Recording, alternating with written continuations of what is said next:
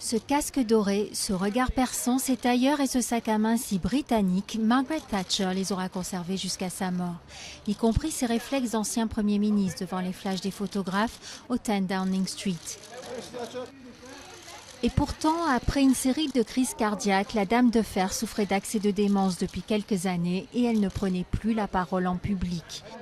Mais Downing Street rappelait visiblement des souvenirs à celle qui détient le record de longévité au poste de Premier ministre britannique de tout le XXe siècle. 1979-1990, une décennie qui changea radicalement la face de la Grande-Bretagne.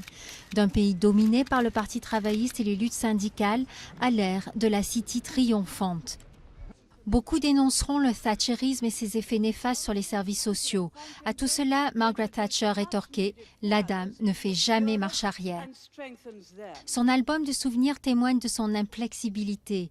La guerre contre les Malouines en 1982, l'attentat manqué de l'Irak contre l'hôtel de Brighton dont elle réchappa par miracle, ces activistes de l'Irak qui mouraient dans les prisons après de terribles grèves de la faim et ces mineurs qui crurent la faire fléchir avant de baisser les armes. Cette intransigeance, elle la transporte bien sûr sur la scène internationale. François Mitterrand lui voyait le regard de Caligula et la bouche de Marilyn.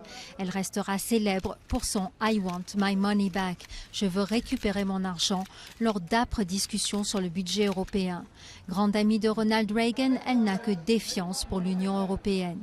Son inflexibilité finit par provoquer sa chute lorsque son parti la contraint au départ en 90. Elle quitte Downing Street en larmes, mais y reviendra régulièrement. Invitée par tous les premiers ministres, quelque peu admiratif de cette femme difficile à oublier.